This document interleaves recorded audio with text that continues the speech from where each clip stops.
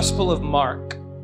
ಮಾರ್ಕನು ಬರೆದ ಸುವಾರ್ತೆಗೆ ನಾವು ತಿರುಗಿಸಿಕೊಳ್ಳೋಣ. ಒಂದು ಕಥೆಯನ್ನು ನಾನು ಹೇಳುವುದಕ್ಕೆ ಹೋಗ್ತಾ ಇದ್ದೇನೆ.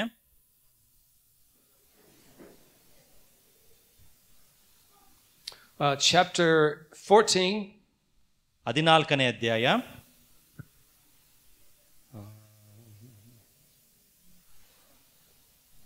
Verses 1 through 9. 1ರಿಂದ 9ನೇ ವಚನ.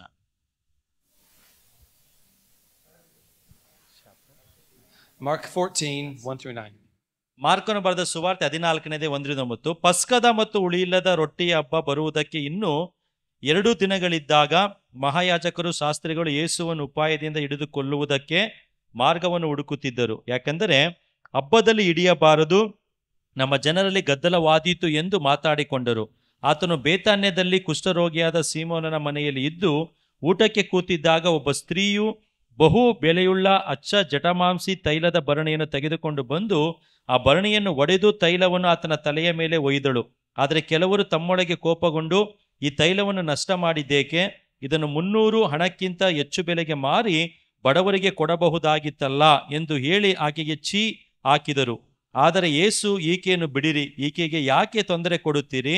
ಈಕೆ ನನಗೆ ಒಳ್ಳೆಯ ಕಾರ್ಯವನ್ನು ಮಾಡಿದ್ದಾಳೆ. ಬಡವರು ಯಾವಾಗಲೂ ನಿಮ್ಮ ಬಳಿಯಲ್ಲಿ ಇರುತ್ತಾರೆ, ನಿಮಗೆ ಮನಸ್ಸು ಬಂದಾಗ ಅವರಿಗೆ ಉಪಕಾರ ಮಾಡಬಹುದು, ಆದರೆ ನಾನು ಯಾವಾಗಲೂ ನಿಮ್ಮ ಬಳಿಯಲ್ಲಿ ಇರುವುದಿಲ್ಲ. ಈಕೆಯು ತನ್ನ ಕೈಲಾಗುವಷ್ಟು ಮಾಡಿದ್ದಾಳೆ.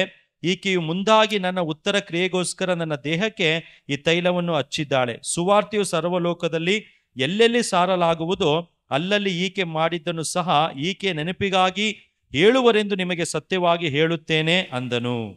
Mark is not the only one who tells this story. ನೋಡಿ, ಮಾರ್ಕನು ತಾನೇ ಒಬ್ಬನಾಗಿ ಈ ಒಂದು ಕಥೆಯನ್ನು ಆತನು ಬರೆಯುತ್ತಾ ಇದ್ದಾನೆ. John also tells the same story. ಇದೇ ಒಂದು ಘಟನೆಯನ್ನು ನಾವು ಯೋಹಾನ ಸುವಾರ್ತೆಯಲ್ಲೂ ಸಹ ಬರೆಯಲ್ಪಟ್ಟಿರುವುದಾಗಿ ನಾವು ಓದ್ತೇವೆ. And John gives us a few more details. ಇದಕ್ಕಿಂತ ಹೊರತುಪಡಿಸಿ ಯೋಹಾನನು ಹೆಚ್ಚಿನ ಒಂದು ವಿವರಗಳನ್ನು ಕೊಡ್ತಾ ಇದ್ದಾನೆ. He tells us that this Mary was the sister of Lazarus and Martha. ನೋಡಿ, ಈ ಮೇರಿ ಎಂಬುದಾಗಿ ಹೇಳುವಾಗ ಲಾಜರನು ಮತ್ತು ಮಾರ್ತಳ ಸಹೋದರಿ ಆಗಿದ್ದಳು. He also says that not only did she anoint his head, but she anointed his feet with oil.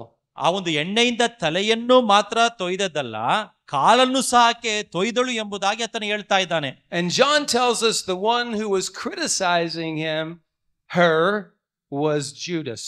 ಅಂದ್ರೆ ಯೂದನು ತಾನೇ ಈಕೆಯನ್ನು ಖಂಡಿಸಿದನು ಎಂಬುದಾಗಿ ಯೋಹಾನನು ಮಾತ್ರ ಆತನ ಸುವಾರ್ತೆಯಲ್ಲಿ ಬರೀತಾ ಇದ್ದಾನೆ. And he was criticizing her because he was a thief.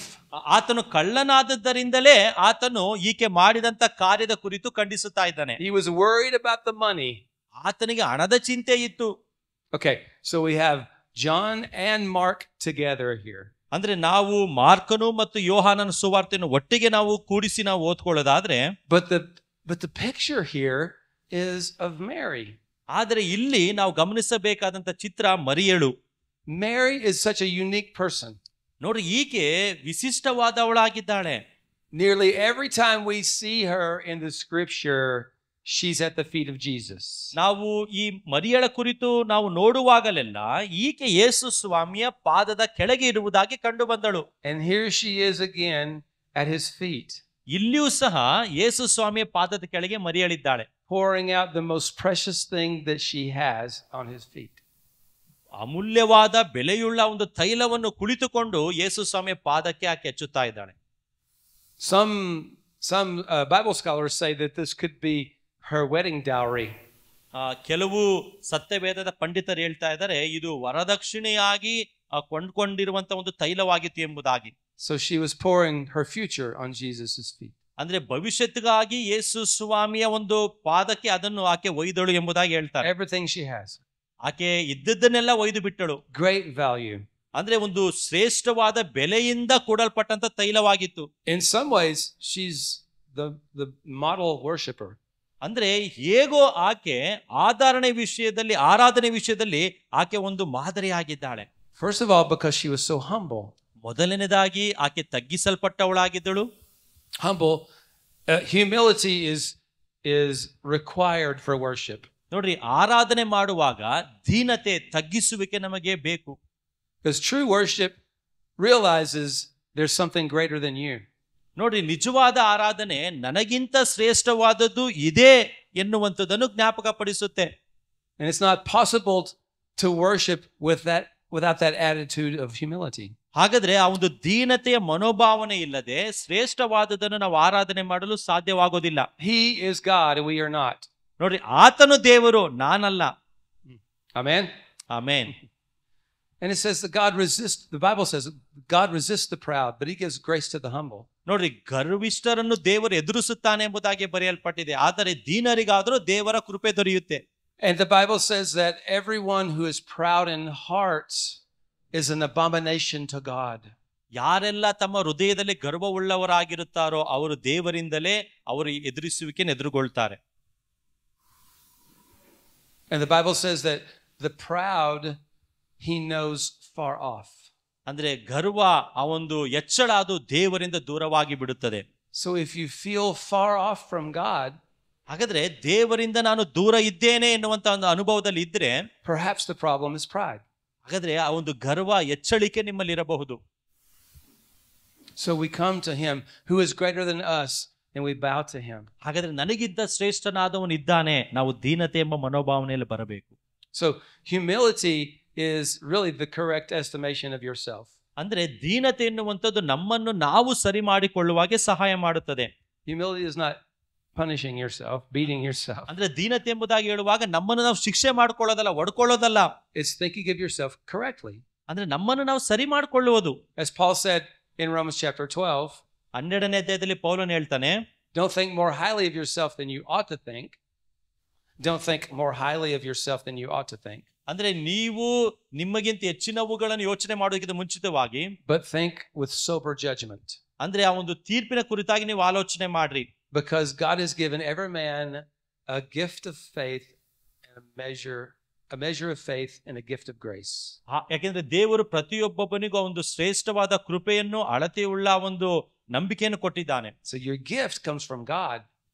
ಹಾಗಾದ್ರೆ ದೇವರಿಂದ ವರ ನಾವು ಹೊಂದಿದ್ದೇವೆ. You're not the source of it. ಹಾಗಾದ್ರೆ ಅದರ ವಿಷಯದಲ್ಲಿ ನಾವು ಹೆಚ್ಚಳ ಪಡೋದಲ್ಲ. So be humble. ನಾವು ದೀನತೆ ಉಳ್ಳವರಾಗಿರಬೇಕು. But you've been gifted. ಆದರೆ ನೀವು ಕೃಪಾ ವರಗಳಿಂದ ತುಂಬಿಸಲ್ಪಟ್ಟಿದ್ದೀರಾ. Don't think too lowly of yourself. ಆದ್ರಿಂದ ನಾನು ತುಂಬಾ ಕೆಳಗದವಳು ಎಂಬುದಾಗಿ, ಕೆಳದವನು ಎಂಬುದಾಗಿ ಆಲೋಚನೆ ಮಾಡಬಾರದು. Don't think too highly of yourself. ಅದೇ ಸಮಯದಲ್ಲಿ ನಾನು ಶ್ರೇಷ್ಠವಾದವನು, ಶ್ರೇಷ್ಠವಾದವಳು ಎಂಬುದಾಗಿ ಆಲೋಚನೆ ಮಾಡಬಾರದು. Have a sober estimation of your value. ಹಾಗಾದ್ರೆ ನನ್ನ ಒಂದು ಮೌಲ್ಯ ಏನಾಗಿದೆ ಅದನ್ನು ನಾವು ಆಲೋಚನೆ ಮಾಡಬೇಕಾಗಿದೆ. Mary had that. ನೋಡಿ, ಅದು ಮರಿಯಳಲ್ಲಿ ಇತ್ತು. She had a lot of courage to approach Jesus like this. ನೋಡಿ, ಯೇಸು ಸ್ವಾಮಿನ ಎದುರುಗೊಳ್ಳುವುದಕ್ಕೆ ಆಕೆ ಎಷ್ಟೋ ಧೈರ್ಯ ಬೇಕಾಗಿತ್ತು. But she knew she had to pour everything she had at his feet. ಆದರೆ ಯೇಸು ಸ್ವಾಮಿಯ ಪಾದದಲ್ಲಿ ಬಂದು ಆಕೆ ಎಲ್ಲವನ್ನು ಒಯ್ದು ಬಿಡ್ತಾ ಇದ್ದಾಳೆ. He's worth everything. ಆಕೆ ಆತನೇ ಎಲ್ಲದಕ್ಕಿಂತ ಯೋಗ್ಯನೇ ಎಂಬುದಾಗಿ ಎಣಿಸಿದಳು. He is worth everything. ಯಾಕೆಂದ್ರೆ ಆತನ ಎಲ್ಲವುಗಳಿಗೆ ಯೋಗ್ಯನಾಗಿದ್ದಾನೆ. Amen. She was humble. She was also hungry. ಎರಡನೇದಾಗಿ ಆಕೆ ದಾಹ ಉಳ್ಳವಳಾಗಿದ್ದಳು. In Luke chapter 10 we see her sitting at Jesus' feet again. ನಾವು ಲೂಕನು ಬರೆದ ಸುವಾರ್ತೆ 10ನೇ ಅಧ್ಯಾಯದಲ್ಲಿ ಆಕೆ ಯೇಸು ಸ್ವಾಮಿಯ ಪಾದದಲ್ಲಿ ಕುಳಿತುಕೊಂಡಿರುವುದನ್ನು ನಾವು ನೋಡ್ತೇವೆ. And she's listening to his words. ಯೇಸು ಸ್ವಾಮಿಯಿಂದ ಕೇಳಿಸ್ಕೊಳ್ತಾ ಇದ್ದಾಳೆ. You remember the story, right? ನಿಮಗೆ ಗೊತ್ತಲ್ಲ ಒಂದು ಕತೆ. Martha was busy preparing lunch. ಮಾರ್ತಳು ಮಧ್ಯಾಹ್ನದ ಊಟವನ್ನು ಸಿದ್ಧ ಮಾಡುವುದರಲ್ಲಿ ತುಂಬಾ ಆಕೆ ನಿರತಳಾಗಿದ್ದಾಳೆ. Mary was at the feet of Jesus and Martha was not happy. ಆದರೆ ಮಾರ್ತಳು ಈ ಮರಿಯಳ ವಿಷಯದಲ್ಲಿ ಸಂತೋಷವಾಗಿಲ್ಲ. ಕಾರಣ ಮರಿಯಳು ಯೇಸು ಸ್ವಾಮಿ ಪಾದದಲ್ಲಿ ಕುಳಿತುಕೊಂಡಿದ್ಲು. Because she needed some help. ಯಾಕೆಂದ್ರೆ ಮಾರ್ತಳಿಗೆ ಮರಿಯಳ ಒಂದು ಸಹಾಯ ಬೇಕಾಗಿತ್ತು. And I think sometimes Martha gets a bad deal.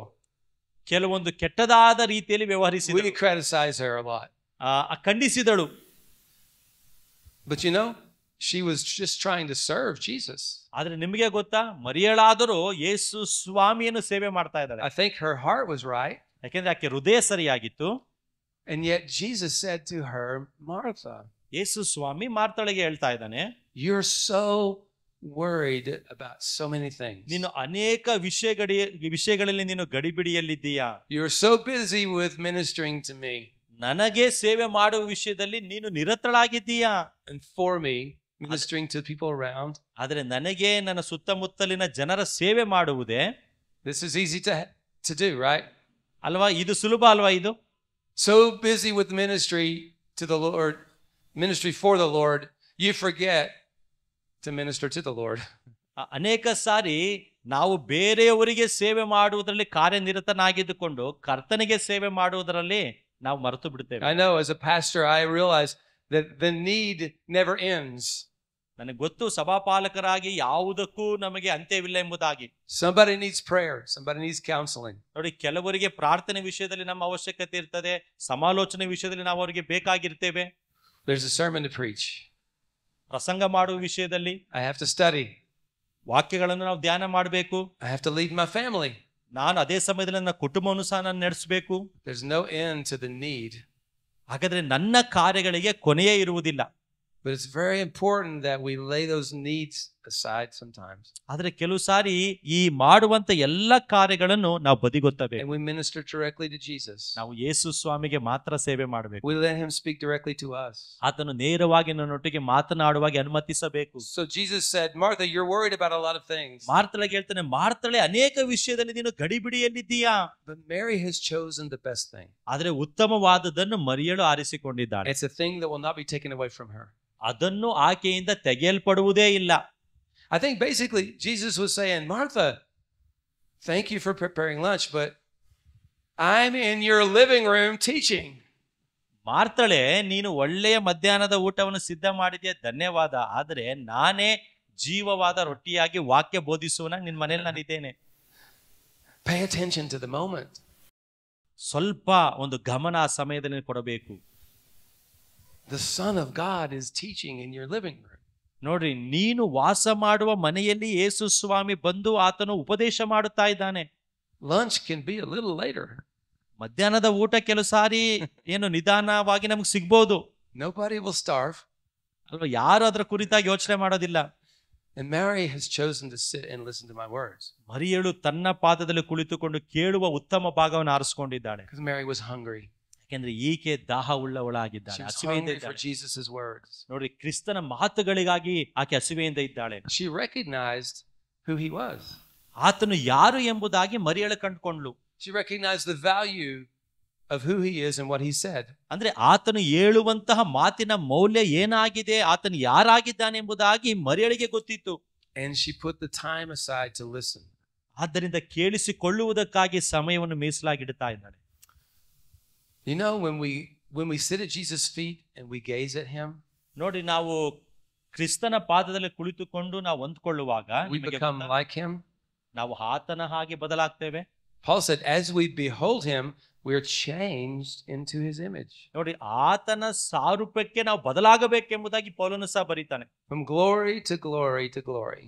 ಮಹಿಮೆಯಿಂದ ಮಹಿಮೆಗೆ ನಾವು ಬದಲಾಗಬೇಕು. Little by little we become more like him. ನೋಡಿ, ಸ್ವಲ್ಪವಾಗಿ ಆತನಾಗಿ ನಾವು ಬದಲಾಗುತ್ತೇವೆ. If you want to be a better lover, ನೀವು ಉತ್ತಮವಾದ ಪ್ರೀತಿ ಮಾಡುವವರಾಗಿದ್ದೀರಾ, you need to gaze at the greatest lover. ನಿಮಗೆ ಆ ಒಂದು ಶ್ರೇಷ್ಠವಾದ ಪ್ರಿಯಕರನು ಇದ್ದಾನೆ, ಆತನನ್ನು ನೀವು ಮಾತ್ರ ಪ್ರೀತಿ ಮಾಡಬೇಕು. If you want to be a better pastor, you need to gaze at the good shepherd. ಅಂದ್ರೆ ಉತ್ತಮವಾದ ಸಭಾಪಾಲಕರುಗಳು ನೀವುಗಳಾಗಬೇಕಾದ್ರೆ ಆ ಶ್ರೇಷ್ಠನಾದ ಕುರುಬನಿಂದ ನೀವು ಹೊಂದ್ಕೊಳ್ಬೇಕು. If you want to be a great evangelist, you need to look at the greatest evangelist of all. ನೋಡಿ, ನೀವು ಶ್ರೇಷ್ಠವಾದ ಸುವಾರ್ತಿಕರು ಆಗ್ಬೇಕೆಂಬುದಾಗಿ ಬಯಸೋದಾದ್ರೆ ಆ ಶ್ರೇಷ್ಠವಾದ ಸುವಾರ್ತಿಕರನ್ನು ನೀವು ನೋಡಬೇಕು. If you want to be more generous, you look at the one who is most generous. ನೀವು ಉದಾರ ದಯೆಯುಳ್ಳವರಾಗಬೇಕಾದ್ರೆ ಯೇಸು ಸ್ವಾಮಿ ನೀವು ನೋಡಿ. As you look on him, you become like him. ನೀವು ಎಷ್ಟು ಆತನನ್ನು ನೋಡ್ತೀರೋ ಅಷ್ಟೇ ನೀವು ಬದಲಾಗ್ತಾ ಹೋಗ್ತೀರಾ. So she was humble and she was hungry. ಮೊದಲನೇದಾಗಿ ದೀನತೆ, ಎರಡನೆಯದಾಗಿ ಹಸಿವು. And then there's another time she was at Jesus' feet. There was a third time that she was at Jesus' feet. ನೋಡಿ, ಮೂರನೇ ಸಾರಿ ಆಕೆ ಕ್ರಿಸ್ತನ ಪಾದದಲ್ಲಿ ಕುಳಿತುಕೊಳ್ತಾ ಇದ್ದಾಳೆ. John chapter 11. ಯೋಹನ ಬರೆದ ಸುವಾರ್ತೆ 11ನೇ ಅಧ್ಯಾಯ. This time she's weeping at Jesus' feet. ಆಕೆ ಅಲ್ಲಿ ಅಳುತ್ತಾ ಇರುವುದನ್ನು ನಾವು ನೋಡ್ತೇವೆ. Because her brother died. ಯಾಕೆಂದ್ರೆ ಆತನ ಸಹೋದರನು ತೀರಿ ಹೋಗಿದ್ದಾನೆ. And she didn't understand. ಆಕೆಗೆ ಅರ್ಥ ಆಗ್ಲಿಲ್ಲ. Because Jesus could have come quicker and he could have healed her brother. ಒಂದು ವೇಳೆ ಯೇಸು ಸ್ವಾಮಿ ಬೇಗನೆ ಬಂದಿದ್ರೆ ನನ್ನ ಸಹೋದರನನ್ನು ಹೇಗಾದ್ರೂ ಗುಣ ಮಾಡ್ತಾ ಇದ್ದನು. But Jesus stayed longer where he was. ಆದ್ರೆ ಯೇಸು ಸ್ವಾಮಿ ತುಂಬಾ ದಿನ ಅಲ್ಲೇ ಇದ್ದು ಬಿಟ್ಟಿದ್ದಾರೆ. and her brother died. ಅದರಿಂದ ಆತನ ಸಹೋದರ ತೀರಿ ಹೋದ. And she was angry. ಆಕೆ ಕೋಪ ಉಳ್ಳವಳಾಗಿದ್ದಾಳೆ. Or she was at least disappointed. Yes, ಆಕೆ ನಿರಾಶಳು ಸಹ ಆಗಿದ್ದಳು. She didn't understand. Why did you allow this to happen, God? ಯಾಕೆ ಯೇಸು ಸ್ವಾಮಿ ಇದು ಆಗುವಾಗೆ ನೀನು ಅನುಮತಿಸಿದೀಯಾ? ಆಕೆಗೆ ಅರ್ಥ ಆಗ್ಲಿಲ್ಲ. And when things like that happen and we lose a loved one that's close to us. ನೋಡಿ, ಈ ರೀತಿಯಾದ ಘಟನೆಗಳು, ಅದರಲ್ಲಿ ಮುಖ್ಯವಾಗಿ ನಮಗೆ ಪ್ರಿಯರಾದವರನ್ನು ನಾವು ಕಳ್ಕೊಳ್ಳುವಾಗ, or we lose a relationship that's close to us, ಅಥವಾ ನಮ್ಮ ಸಂಬಂಧಗಳನ್ನು ನಾವು ಕಳ್ಕೊಳ್ಳುವಾಗ, or our expectations are not met, ಅಥವಾ ನಮ್ಮ ಒಂದು ಅಪೇಕ್ಷೆಗಳು ಸಂಧಿಸಲ್ಪಡದೇ ಇರುವಾಗ, or we've been faithful to Jesus and it didn't seem like it turned out the way we wanted it to. ನಾವು ನಂಬಿಗಸ್ತರಾಗಿದ್ದಾಗಲೂ ನಾವು ಬಯಸುವ ರೀತಿಯಲ್ಲಿ ಪರಿಸ್ಥಿತಿಗಳು ಬದಲಾಗದೇ ಇದ್ದಾಗಲೂ, it's easy in those moments to turn away from God. ಆ ಸಮಯದಲ್ಲಿ ಸುಲಭವಾಗಿ ನಾವು ದೇವರ ಕಡೆಯಿಂದ ನಾವು ತಿರುಕೊಳ್ತೇವೆ. But a real worshiper turns toward God. ಆದರೆ ನಿಜವಾದ ಆರಾಧಕರು ದೇವರ ಕಡೆಗೆ ಇನ್ನೂ ಹತ್ತಿರವಾಗಿ ತಿರುಕೊಳ್ತಾರೆ. And brings his honest heart to God. ಅಂದ್ರೆ ದೇವರ ಮುಂದೆ ತಮ್ಮ ಒಂದು ಪ್ರಾಮಾಣಿಕವಾದ ಹೃದಯವನ್ನು ಅವರು ತೋರಿಸುವುದಕ್ಕೆ ಮುಂದೆ. I don't see the justice here, God. ಇಲ್ಲಿ ಒಂದು ನ್ಯಾಯ ತೀರಿಸುವುದನ್ನ ನೋಡ್ತಾ ಇಲ್ಲ ದೇವರೇ. I don't understand why you failed to act. ಯಾಕೆ ನೀನು ನಿನ್ನ ಕಾರ್ಯ ಮಾಡುವುದರಲ್ಲಿ ಸೋತೋದೆ ಎಂಬುದಾಗಿ ನಾನು ಹೇಳ್ತಾ ಇಲ್ಲ. She was honest. ಆಕೆ ಪ್ರಾಮಾಣಿಕಳಾಗಿದ್ದಾಳೆ. God always loves honesty. ಹಾಗಾದ್ರೆ ಪ್ರಾಮಾಣಿಕರನ್ನು ದೇವರು ಯಾವಾಗಲೂ ಪ್ರೀತಿ ಮಾಡ್ತಾನೆ.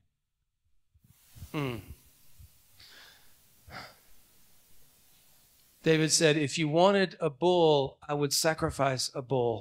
ನಿನಗೆ ಒಂದು ವೇಳೆ ಎತ್ತು ಬೇಕಾಗಿದ್ರೆ ನಾನು ಅದನ್ನು ಬಲಿಯಾಗಿ ಸಮರ್ಪಿಸುತ್ತೇನೆ. But you want truth from my heart. ಆದರೆ ನಿನಗೆ ನಿಜವಾಗ್ಲೂ ನನ್ನ ಹೃದಯ ಬೇಕಾಗಿದೆ ಕರ್ತನೆ. It's easier to cut open a bull than it is to cut open your bleeding heart. ನೋಡಿ, ಒಂದು ವೇಳೆ ಹಸುವನ್ನು ಎತ್ತನ್ನು ನಾವು ಕತ್ತರಿಸುವುದು ಸುಲಭವಾಗಿರಬಹುದು, ಆದರೆ ನಮ್ಮ ಹೃದಯವನ್ನು ತುಂಡರಿಸುವುದು ಬಹಳ ಕಷ್ಟವಾಗಿರ್ತದೆ. To open it up and be honest with God. ಅಂದ್ರೆ ದೇವರ ಮುಂದೆ ಪ್ರಾಮಾಣಿಕತೆಯಿಂದ ಹೃದಯವನ್ನು ತುಂಡರಿಸಿ ತೋರಿಸುವುದು. But it's beautiful faith when you do that. ಹಾಗಾದ್ರೆ ಇದನ್ನು ಮಾಡುವುದು ಒಂದು ಸುಂದರವಾದ ನಂಬಿಕೆಯ ಕಾರ್ಯವಾಗಿದೆ. It's true worship when you do that. ನಿಜವಾದ ಆರಾಧಕರು ಮಾತ್ರ ತೆರೆದ ಪ್ರಾಮಾಣಿಕತೆ ಹೃದಯವನ್ನು ದೇವರ ಮುಂದೆ ತೋರಿಸ್ತಾರೆ. And he's not afraid of it. ಅದನ್ನು ಮಾಡುವುದಕ್ಕೆ ಎದುರುಕೊಳ್ಳೋದಿಲ್ಲ. He already knows what you're feeling anyway. ಅಂದ್ರೆ ನಮಗೆ ಇದರ ಒಂದು ಅನುಭವ ಗೊತ್ತು, ಅದಕ್ಕೆ ಕಾರಣಗಳು ಸಹ ಗೊತ್ತು. He wants you to come to him. ಯಾಕಂದ್ರೆ ನಾವುಗಳು ಆತನ ಬಳಿಗೆ ಬರಬೇಕೆಂಬುದಾಗಿ ಬಯಸ್ತಾ To ಇದ್ದಾನೆ. let him speak to it. ಆತನು ಮಾತನಾಡಬೇಕೆಂಬುದಾಗಿ ಆತನ ಅಪೇಕ್ಷಿಸ್ತಾ ಇದ್ದಾನೆ. So she's at Jesus' feet and she's weeping. ಆದ್ದರಿಂದಲೇ ಆಕೆ ಯೇಸುವಿನ ಪಾದದಲ್ಲಿ ಅಳಿತಾ ಕುಳಿತಿದ್ದಾಳೆ. She's being truthful with Jesus. ನಿಜವಾಗಲೂ ಆಕೆ ನಿಜವಾದ ಆರಾಧಕಳು. Okay, so she's humble, she's hungry, and she's honest. ನೋಡಿ, ಮೊದಲನೇದಾಗಿ ಆಕೆ ದೀನತೆಯಿಂದ ಇದ್ದಳು, ಎರಡನೇದಾಗಿ ಹಸಿವೆಯಿಂದ ಇದ್ದಳು, ಮೂರನೇದಾಗಿ ಪ್ರಾಮಾಣಿಕಳು ಸಹ ಆಗಿದ್ದಳು. And on this occasion she prepared this sacrifice. ನೋಡಿ, ಈ ಒಂದು ಓದಿದ ಭಾಗದಲ್ಲಿ ಆಕೆ ಒಂದು ತ್ಯಾಗದ ಕಾರ್ಯವನ್ನು ಮಾಡ್ತಾ ಇದ್ದಾಳೆ. And she prepared her own heart. ತನ್ನ ಹೃದಯವನ್ನೇ ಅದಕ್ಕಾಗಿ ಸಿದ್ಧ ಮಾಡಿಕೊಂಡಳು. Do you know that the precious oil was just an extension of her heart? ಅಂದ್ರೆ ಆಕೆಗೆ ಗೊತ್ತು, ಈ ಶ್ರೇಷ್ಠವಾದ ಎಣ್ಣೆಯನ್ನು ಆತನ ಪಾದಕ್ಕೆ ಒಯ್ಯುವುದು ಏನಾಗಿದೆ ಎಂಬುದಾಗಿ. She was pouring her affection on Jesus. ಅಂದ್ರೆ ತನ್ನ ಒಂದು ಪ್ರೇರಣೆ, ತನ್ನ ಒಂದು ಪ್ರೀತಿಯ ರಸವನ್ನು ಆಕೆ ದೇವರ ಮುಂದೆ ಒಯ್ತಾ ಇದ್ದಾಳೆ. And the scripture says that it was about the value of a year's wages. ಅಂದ್ರೆ ಆ ಒಂದು ಬೆಲೆಯುಳ್ಳ ಒಂದು ಕಾಣಿಕೆ ಏನಾಗಿತ್ತು ಎಂಬುದಾಗಿ ನಾಲ್ಕನೆಯದಾಗಿ. I'm not sure what you make in 1 year. How much? Just think of what you make in 1 year. ನೋಡಿ, ಒಂದು ತಿಂಗಳಿನಲ್ಲಿ ನೀವು ಎಷ್ಟು ಸಂಪಾದನೆ ಮಾಡ್ತೀರಾ, ಏನ್ ಮಾಡ್ತೀರಾ ಎಂಬುದಾಗಿ ಆಲೋಚನೆ ಮಾಡಬಹುದು. Okay, if you have that number in your head, ನಿಮ್ಮ ಒಂದು ತಲೆಯಲ್ಲಿ ಆ ಒಂದು ಸಂಖ್ಯೆ ಇರೋದಾದ್ರೆ, I want you to think of putting all of that money into one little jar. ನೋಡ್ರಿ, ಆ ಒಂದು ವರ್ಷದಲ್ಲಿ ನಾನು ಎಷ್ಟೆಲ್ಲ ಸಂಪಾದನೆ ಮಾಡ್ತೇನೆ ಅದನ್ನೆಲ್ಲ ಕೂಡಿಸಿ ಒಂದು ಚಿಕ್ಕ ಆ ಒಂದು ಜಾರಿನಲ್ಲಿ ಹಾಕುವಂಥದ್ದು. And then breaking it and pouring it out. ಅದನ್ನು ಒಡೆದು ಅದನ್ನು ಪಾದಗಳಿಗೆ ಒಯ್ಯುವಂಥದ್ದು. There's a brokenness component to worship. ಅಂದ್ರೆ ಆರಾಧಕರಿಗೆ ಒಂದು ಮುರಿಯಲ್ಪಟ್ಟಂತಹ ಒಂದು ಸ್ಥಿತಿ ಇರಬೇಕು. There's an open heart that pours out a sacrifice to God. ಹಾಗಾದ್ರೆ ದೇವರಿಗಾಗಿ ಮಾಡುವ ತ್ಯಾಗದ ವಿಷಯದಲ್ಲಿ ಆ ಒಂದು ತೆರೆದ ಹೃದಯ ಇರಬೇಕು. And what's beautiful here is that she focuses on the worth of Jesus, not on the whispers of the crowd. ನೋಡ್ರಿ, ಜನರು ಏನ್ ಹೇಳ್ತಾ ಇದಾರೋ ಅದರ ಬಗ್ಗೆ ಆಕೆ ತಲೆ ಕೆಡಿಸ್ಕೊಳ್ತಾ ಇಲ್ಲ, ಬದಲಾಗಿ ಯೇಸು ಸ್ವಾಮಿಯ ಒಂದು ಬೆಲೆ ಏನೆಂಬುದಾಗಿ ಆಕೆ ಅದನ್ನು ನೋಡ್ತಾ ಇದ್ದಾಳೆ. For she heard what they were saying, ಆಕೆ ಜನರು ಏನ್ ಹೇಳಿದ್ರು ಅದನ್ನು ಕೇಳಿಸ್ಕೊಂಡ್ಲು, but she ignored it. ಆದರೆ ಅದನ್ನು ಅಲಕ್ಷ್ಯ ಮಾಡಲಿಲ್ಲ. And she broke that box. ಆದರೆ ಆ ಒಂದು ಜಾಡಿಯನ್ನು ಒಡೆಯುತ್ತಾ ಇದ್ದಾಳೆ. When she broke the box, the fragrance of what was inside filled the entire room. ಯಾವಾಗ ಆ ಒಂದು ತೈಲವನ್ನು ಒಡೆದಳೋ ಆಗ ಆ ಒಂದು ಸುವಾಸನೆ ಒಂದು ಮನೆಯಲ್ಲೆಲ್ಲ ಅದು ಆವರಿಸಿಕೊಂಡಿತು. When you pour out a beautiful, costly offering to Jesus, ಹಾಗಾದ್ರೆ ಅಮೂಲ್ಯವಾದ ಕಾಣಿಕೆಯನ್ನು ದೇವರಿಗಾಗಿ ನೀವು ಒಡೆಯುವಾಗ, ಸುರಿಯುವಾಗ, everybody around you can smell it. ನಿಮ್ಮ ಸುತ್ತಮುತ್ತಲಿನ ಜನರೆಲ್ಲರೂ ಅದರ ಒಂದು ವಾಸನೆಯನ್ನು ಅವರು ಸಹ ಗ್ರಹಿಸುವುದಕ್ಕೆ ಸಾಧ್ಯವಾಗುತ್ತದೆ. Paul said, we are a fragrance of Jesus to those who are living. ನೋಡಿ, ನಾವೆಲ್ಲರೂ ಜೀವಿಸುವ ಕ್ರಿಸ್ತನ ಒಂದು ಸುವಾಸನೆವಾಗಿದ್ದೇವೆ. That fragrance comes from brokenness. ಇದು ಮುರಿಯಲ್ಪಡುವುದರಿಂದ ಮಾತ್ರವೇ ಈ ಸುವಾಸನೆ ಬರುತ್ತದೆ. When you turn to God in your brokenness and you worship him, it's such a beautiful thing to other people. ಹಾಗಾದ್ರೆ ಈ ಒಂದು ಸುವಾಸನೆ ಬರಬೇಕಾದರೆ ನಾವು ಮುರಿಯಲ್ಪಟ್ಟ ಹೃದಯದಿಂದ ನಾವು ಆರಾಧನೆ ಮಾಡಬೇಕು. So she broke the box. ಹಾಗಾದ್ರೆ ಆಕೆ ಮುರಿಯಲ್ಪಟ್ಟ ಹೃದಯದಿಂದ ಆಕೆ ಆರಾಧನೆ ಮಾಡಿದಳು. Not only was Jesus blessed, but everyone in the room was blessed. ನೋಡಿ, ಯೇಸು ಸ್ವಾಮಿ ಮಾತ್ರ ಅದರಿಂದ ಆಶೀರ್ವಾದವನ್ನು ಹೊಂದ್ಕೊಳ್ಳಲಿಲ್ಲ, ಅಲ್ಲಿದ್ದಂತ ಎಲ್ಲಾ ಜನರು ಆ ಒಂದು ಸುವಾಸನೆಯನ್ನು ವಾಸಿಸುತ್ತಾ ಎಲ್ಲರೂ ಸಹ ಅದರ ಒಂದು ಅನುಭವಕ್ಕೆ ಬರ್ತಾ ಇದ್ದಾರೆ. One true worshiper can affect an entire congregation. ಅಂದ್ರೆ ಇದರ ಅರ್ಥ, ಒಬ್ಬ ನಿಜವಾದ ಆರಾಧಕನು ಇಡೀ ಸಮುದಾಯದ ಮೇಲೆ, ಸಭಿಕರ ಮೇಲೆ ಪ್ರಭಾವ ಬೀರಲು ಸಾಧ್ಯ. One true worshiper can affect entire community. ಅಂದ್ರೆ ಇಡೀ ಸಮುದಾಯವನ್ನೇ ಒಬ್ಬ ನಿಜವಾದ ಆರಾಧಕನು ಸ್ಪರ್ಶಿಸಲು ಸಾಧ್ಯ. It's amazing what can happen from our sacrifice. ಹಾಗಾದ್ರೆ ನನ್ನ ಒಂದು ತ್ಯಾಗದಿಂದ, ನನ್ನ ಸಮರ್ಪಣೆಯಿಂದ ಏನಾಗ್ತದೆ ಅದು ಬಹಳ ಮುಖ್ಯವಾಗಿದೆ. But it says that some were indignant. ಆದ್ರೆ ಕೆಲವರು ಮಾತ್ರ ವಿರೋಧಿಸಿದರು ಎಂಬುದಾಗಿ ನಾವು ನೋಡ್ತೇವೆ. Angry. ಕೆಲವರು ಕೋಪ ಉಳ್ಳವರಾಗ್ತಾ ಇದ್ದಾರೆ. This should not happen. ಈ ರೀತಿಯಾಗಿ ಆಗ್ಬಾರ್ದಾಗಿತ್ತು. Stop her. ಆಕೆ ನಿಲ್ಲಿಸ್ರಿ. What a waste this is. ಇದು ನಿಜವಾಗಲೂ ವ್ಯರ್ಥವಾದ ಕಾರ್ಯ. This is so valuable. ಇದು ಬಹಳ ಅಮೂಲ್ಯವಾದ ತೈಲವಾಗಿದೆ. Why are you wasting it on Jesus? ಈಕೆ ಮೂರ್ಖಳು ಯಾಕೆ ಯೇಸು ಸ್ವಾಮಿಯ ಪಾದಕ್ಕೆ ಹಾಕ್ತಾ ವ್ಯರ್ಥ ಮಾಡ್ತಾ ಇದ್ದಾಳೆ? Do you hear what they're saying? ಅಲ್ವಾ, ಇದನ್ನೇ ನಾವು ಓದ್ತೇವಲ್ವಾ? It could be sold and given to the poor. ಒಂದು ವೇಳೆ ಇದನ್ನು ಮಾರಿದ್ರೆ ಬಹು ಬೆಲೆ ಉಳ್ಳ ಒಂದು ಬೆಲೆ ಈಕೆಗೆ ಸಿಗ್ತಾ ಇತ್ತು. But that's not what Judas was thinking. ಆದ್ರೆ ಯೇಸು ಸ್ವಾಮಿ ಆ ರೀತಿಯಾಗಿ ಆಲೋಚನೆ ಮಾಡ್ತಾ ಇಲ್ಲ. Because he was a thief. ಯಾಕೆ ಆದ್ರೆ ಯೂದನ ಆ ರೀತಿಯಾಗಿ ಆಲೋಚನೆ ಮಾಡ್ತಿಲ್ಲ, ಕಾರಣ ಯೂದ ಕಳ್ಳನಾಗಿದ್ದಾನೆ. It could be sold and then we have more money in the bag. ಇದನ್ನು ಮಾರಾಟ ಮಾಡಿ ಬರುವಂತ ಹಣವನ್ನು ತನ್ನ ಚೀಲದಲ್ಲಿ ಇಟ್ಕೊಳ್ಬಹುದು. ಯೂದನ ಒಂದು ಆಲೋಚನೆ, I can take my tax. ಅದರಿಂದ ಏನ್ ಮಾಡ್ಬೋದು, ನನಗೆ ಬೇಕಾದದನ್ನು ನಾನು ಎತ್ಕೊಳ್ಬಹುದಲ್ಲ ಎಂಬುದಾಗಿ. That's what he was thinking. ಆ ರೀತಿಯಾಗಿ ಆಲೋಚನೆ ಮಾಡ. There is a nasty religious spirit that wants to try to quench any true kind of worship. ಅಂದ್ರೆ ನಿಜವಾದ ಆರಾಧನೆಗೆ ತಡೆಯನ್ನು ಮಾಡುವಂತ ಕೆಲವೊಂದು ಧಾರ್ಮಿಕವಾದ ಕಾರ್ಯಗಳಲ್ಲಿ ಇರ್ತದಲ್ಲಿ. Every real expression of devotion to Jesus, that religious spirit hates it. ನೋಡಿ, ಒಂದು ಧಾರ್ಮಿಕವಾದ ಆತ್ಮ ನಿಜವಾದ ಆರಾಧನೆ ಕ್ರಿಸ್ತನಿಗೆ ಮಾಡದಾಗೆ ತಡೆಗಟ್ತಾ ಇರ್ತದೆ. But you know what? Jesus took up for Mary. ಆದ್ರೆ ಯೇಸು ಸ್ವಾಮಿ ಆ ಒಂದು ಮರಿಯಳಿಂದ ಅಂಗೀಕಾರ ಮಾಡಿಕೊಂಡನು. Jesus said, leave her alone. ಆಕೆಯನ್ನು ಒಬ್ಬಂಟಿಗಳಾಗಿ ಬಿಟ್ಟು ಬಿಡಿ. Leave her alone. ಒಬ್ಬಂಟಿಗಳಾಗಿ ನೀವು ಬಿಡಿ. She's done a beautiful thing to me. ಸುಂದರವಾದ ಕಾರ್ಯವನ್ನು ನನಗಾಗಿ ಮಾಡಿದ್ದಾಳೆ. Okay, they rebuked her, Jesus rebuked them. ನೋಡ್ರಿ, ಅವರೆಲ್ಲರೂ ಈಕೆಯನ್ನು ಖಂಡಿಸ್ತಾ ಇದ್ದಾರೆ, ಆದ್ರೆ ಯೇಸು ಸ್ವಾಮಿ ಅವರೆಲ್ಲರನ್ನು ಖಂಡಿಸ್ತಾ ಇದ್ದಾನೆ. Because she was doing a beautiful thing. ಯಾಕೆಂದ್ರೆ ಸುಂದರವಾದ ಕಾರ್ಯವನ್ನು ಯೇಸು ಸ್ವಾಮಿಗೆ ಯಾಕೆ ಮಾಡಿದಳು. I don't know if Mary understood what she was doing. ಅಂದ್ರೆ ನನಗೆ ನಿಜವೋ ಸತ್ಯವೋ ಗೊತ್ತಿಲ್ಲ, ಆದ್ರೆ ಮರಿಯಳು ತಾನು ಏನ್ ಮಾಡ್ತಾ ಇದ್ದಾಳೆ ಎಂಬುದಾಗಿ ಅರ್ಥ ಮಾಡ್ಕೊಂಡಿರ್ಬೋದು. I don't know if she knew she was anointing him for his burial. ಅಂದ್ರೆ ಆತನ ಪಾದಗಳನ್ನು ಎಣ್ಣೆಯಿಂದ ಅಭಿಷೇಕಿಸ್ತಾ ಇದ್ದಾಳೆ, ತಲೆಯನ್ನು ಸಹ. And I don't know what kind of effect that action had on Jesus when he was hanging on the cross. ಆ ಒಂದು ಕಾರ್ಯ ಆತನು ಶಿಲುಬೆಗೆ ಹಾಕಲ್ಪಡುವಾಗ ಅದು ಮುಂದೆ ಆಗುವಂತ ಕಾರ್ಯ ಆಗಿತ್ತೇನೋ ನನಗೆ ಗೊತ್ತಿಲ್ಲ. Maybe it strengthened him while he was on the cross. ಅಂದ್ರೆ ಆ ಒಂದು ಶಿಲುಬೆಯಲ್ಲಿ ಆತನನ್ನು ಬಲಪಡಿಸುವುದಕ್ಕಾಗಿ ಮುಂಚಿತವಾಗಿ ಮಾಡಿದಂತ ಒಂದು ಕಾರ್ಯ ಆಗಿರಬಹುದು ಇದು. But it was a beautiful thing. ಆದ್ರೆ ಇದೊಂದು ಸುಂದರವಾದ When he was being beaten and betrayed and forsaken and crucified. ಅಲ್ವಾ, ಆತನು ತಿರಸ್ಕರಿಸಲ್ಪಟ್ಟನು, ಒಡೆಯಲ್ಪಟ್ಟನು, ಅವಮಾನ ಅನುಭವಿಸಿದನು, ಶಿಲುಬೆಗೆ ಹಾಕಲ್ಪಟ್ಟನು. Then Jesus said a very, very interesting thing. ಹಾಗೂ ಯೇಸು ಸ್ವಾಮಿ ಒಂದು ಅಮೂಲ್ಯವಾದ ಕಾರ್ಯವನ್ನು ಹೇಳ್ತಾ ಇದ್ದಾರೆ. She did what she could.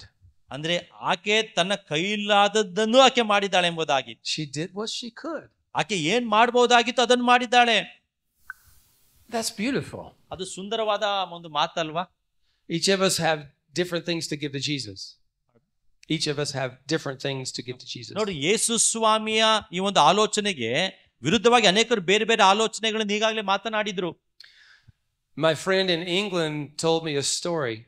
ನನ್ನ ಸ್ನೇಹಿತನು ಆತನ ಇಂಗ್ಲೆಂಡ್ ದೇಶದಲ್ಲಿದ್ದಾನೆ. ಒಂದು ಸಾರಿ ಈ ಕತೆ ಹೇಳಿದ್ರು. He's a worship leader. ಆತನು ಆರಾಧನೆ ಮಾಡುವಂತ ನಾಯಕ. And there was a big concert in his town. It was a very famous worship leader. ಆ ಒಂದು ಪಟ್ಟಣದಲ್ಲಿ ಒಂದು ದೊಡ್ಡ ಕೂಟ ಇದ್ದಾಗ ಈತನು ಪ್ರಸಿದ್ಧ ಆರಾಧನೆ ನಾಯಕನಾದದ್ರಿಂದ and the crowds were big. ಈತನನ್ನು ಆಹ್ವಾನಿಸಲ್ಪಟ್ಟಿತು. ಜನ ತುಂಬಾ ದೊಡ್ಡದಾಗಿದ್ದಾರೆ ಅಥವಾ ಜನಸಮೂಹ ದೊಡ್ಡದಾಗಿದೆ. People were very excited that this man had come to their town. ಈ ಒಬ್ಬ ಪ್ರಸಿದ್ಧನಾದ ಆರಾಧನಾ ನಾಯಕನು ನಮ್ಮ ಪಟ್ಟಣಕ್ಕೆ ಬರ್ತಾನೆ ಎಂಬುದಾಗಿ ಕೇಳುವುದನ್ನು ನೋಡಿದ್ರೆ ಜನರು ತುಂಬಾ ಸಂತೋಷವಾಗಿದ್ದಾರೆ.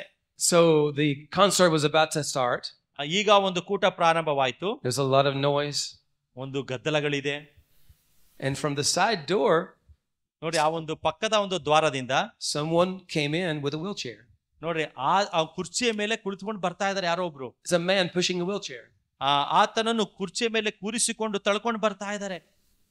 And there was a woman in that chair. Pardon? There was a woman in the chair. ಆ ಒಂದು ಕುರ್ಚಿಯ ಮೇಲೆ ಚೇರಿನಲ್ಲಿ ಒಂದು ಸ್ತ್ರೀ ಕುಳಿತಿದ್ದಾಳೆ.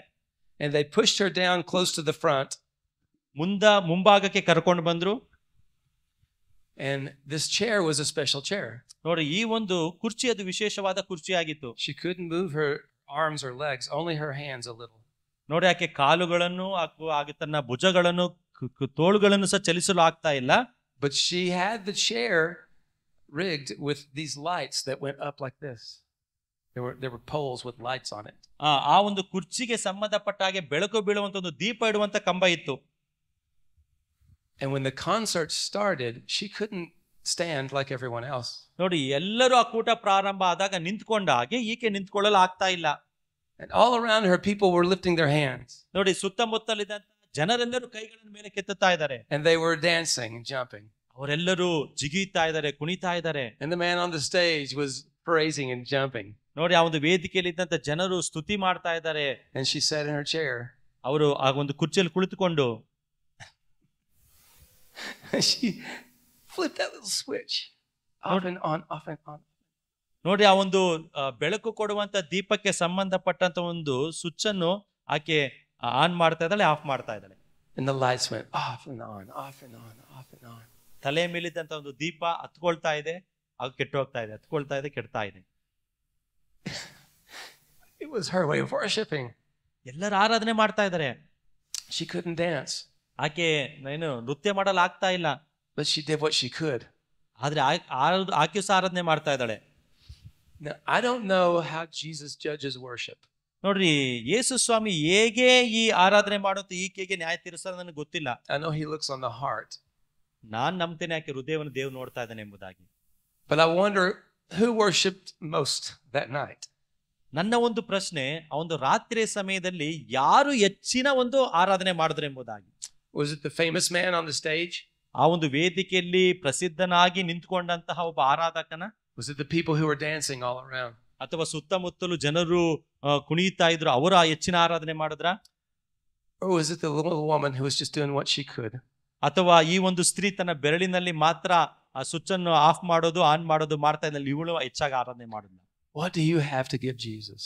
ಹಾಗಾದ್ರೆ ನೀವು ಯೇಸು ಸ್ವಾಮಿಗೆ ಯಾವ ಕಾರ್ಯವನ್ನು ಮಾಡ್ತೀರಾ? You know, you have things to give him that I don't have.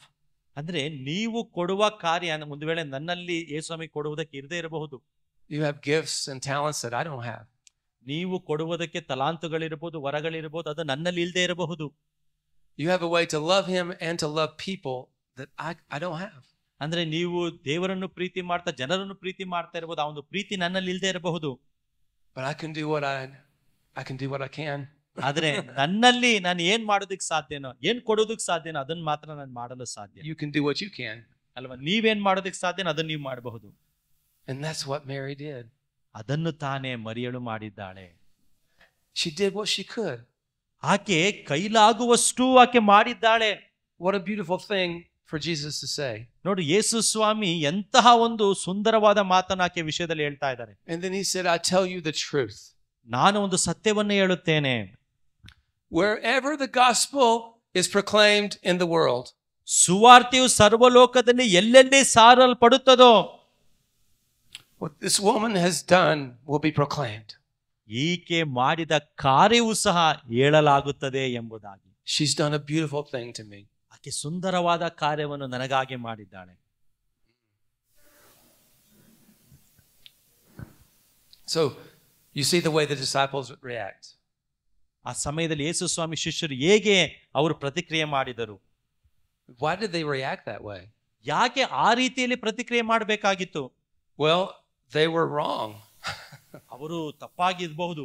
They were wrong in who they were listening to.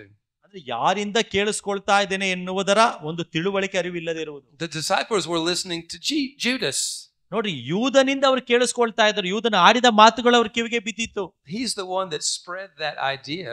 ನೋಡಿ, ಯೂದನು ತನ್ನ ಒಂದು ಉಪಾಯಗಳನ್ನು ಎಲ್ಲಾ ಶಿಷ್ಯರಿಗೆ ಹಂಚಿಕೊಡುವ ರೀತಿಯಲ್ಲಿ ಮಾತನಾಡ್ತಾ ಇದ್ದಾನೆ. We have to be careful who we listen to. ಆದ್ರಿಂದ ನಾವು ಯಾರಿಂದ ಕೇಳಿಸ್ಕೊಳ್ತೇವಲ್ಲ, ಬಹಳ ಎಚ್ಚರಿಕೆ ಇರಬೇಕು ಅವರ ಮಾತುಗಳು. Even if their words seem pious, their words seem right. ನೋಡಿ, ಕೆಲವು ಸಾರಿ ಆ ಒಂದು ಸೈತಾನನ ಮಾತುಗಳು ಸಹ ನಮಗೆ ಸರಿ ಎಂಬುದಾಗಿ ನಮ್ಮ ಕಿವಿಗೆ ಅಂದ್ಕೊಳ್ಳುವ ಹಾಗೆ ಬರಬಹುದು. In that situation, it was wrong. ಆ ಒಂದು ಪರಿಸ್ಥಿತಿಯಲ್ಲಿ ಅದು ತಪ್ಪಾಗಿತ್ತು. And the disciples were wrong not only in who they would listen to, but who they didn't listen to. ಆದ್ರೆ ಆ ಶಿಷ್ಯರು ಯಾರಿಂದ ಕೇಳಿಸ್ಕೊಳ್ತಾ ಇದ್ದಾರೆ ಅದು ಬಹಳ ಮುಖ್ಯವಾಗಿದೆ. They weren't listening to Jesus. ಅವರು ಯೇಸು ಸ್ವಾಮಿಯಿಂದ ಕೇಳಿಸ್ಕೊಳ್ಬೇಕಾಗಿತ್ತು.